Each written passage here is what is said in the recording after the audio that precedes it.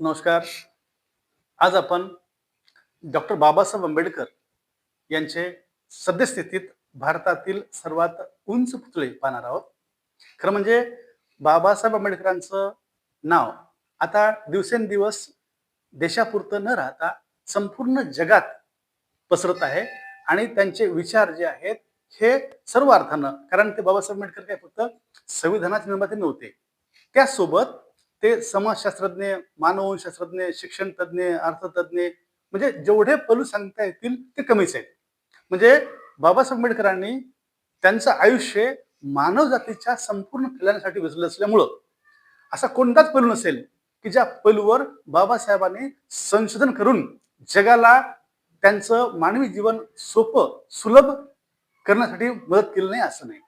त्यांनी सर्व क्षेत्रामध्ये एक अतिशय एक पांडित्यपूर्ण संशोधन करून जगाला नवे नवे मार्ग दिलेले आहेत आणि त्यामुळं जगभर बाबासाहेबांचे पुतळे आहेत. भारतात तर लाखो पुतळे आहेत, लाखो. परंतु या लाखो पुतळ्यांची आपल्याला माहिती आहेच. फक्त एक दोन पुतळे जे मागच्या काही वर्षामध्ये भारतामध्ये बसलेले आहेत, ज्यांची उंची ही खूप जास्त आहे, म्हणजे आज रोजी ती सर्वात जास्त आहे. खरं म्हणजे महाराष्ट्र शासन देखील येणाऱ्या काळामध्ये 450 फुटाचा पुतळा मुंबईला इंदू मिलमध्ये बसवणार आहे. पण अजून तो त्याची प्रक्रिया सुरू आहे.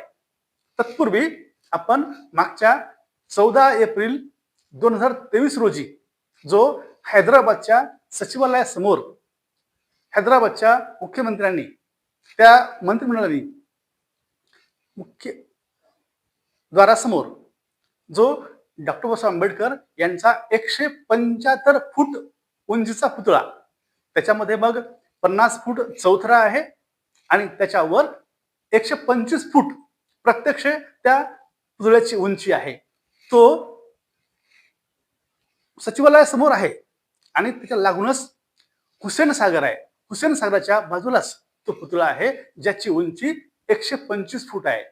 याचा अर्थ हा आहे की हैदराबाद, तेलंगणा राज्यांनी बाबासाहेब आंबेडकरांच्या संविधानाचा जो सन्मान केलाय, याचा अर्थ हे मान्य केलं आहे की हैदराबाद, आंध्र प्रदेशाचं जे काही जीवन आहे ते समता, स्वातंत्र्य, बंधुता, न्याय या तत्वांवर चालेल, त्यातच मानवाचं कल्याण आहे, हे दर्शवण्यासाठी तो पुतळा उभारलेला आहे. आणि ते राज्य बाबासाहेबांच्या प्रत्येक कलमांवर व्यवस्थितरित्या, प्रामाणिकरित्या चालेल, हे जगाला दाखवून देणं आहे. तो पुतळा जो आहे तो 125 फुटाचा आहे. ज्या पुतळ्याचं अनावरण त्या ठिकाणचे मुख्यमंत्री जे आहेत के चंद्रशेखर राव, त्यांना आपण केसीआर म्हणतो, त्यांनी केलेलं आहे. ते 14 एप्रिल 2023 ला.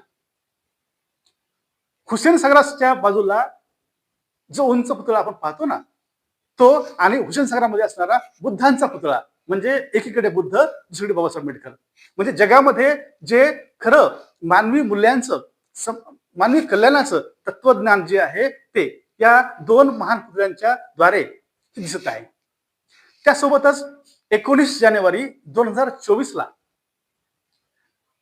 आंध्र प्रदेशामध्ये विजयवाडा या ठिकाणी 206 फूट उंचीचा पुतळा उभारला आहे. म्हणजे 81 फुटाचा चौथरा आणि 125 फूट उंचीचा प्रत्यक्ष पुतळा जो विजयवाडा या ठिकाणी उभारलेला आहे. आणि या पुतळ्याचं उद्घाटन YS जगनमोहन रेड्डी यांनी केलेलं आहे. म्हणजे आंध्र प्रदेश पूर्वीचं एक राज्य होतं, आता तेलंगणा आणि आंध्र असं दोन राज्य झालेले आहेत. तर दोन्ही राज्यांनी 125 फुटाचा पुतळा उभारून हे ठामपणे, छात्रपणे सांगितलेलं आहे की या देशाचं कल्याण केवळ बाबासाहेबांच्या संविधानिक विचारावरच चालणार आहे आणि त्यातच मानवाचं कल्याण आहे, हे दर्शवण्यासाठी त्यांनी तो 125 फूट उंचीचा पुतळा त्या ठिकाणी उभारलेला आहे.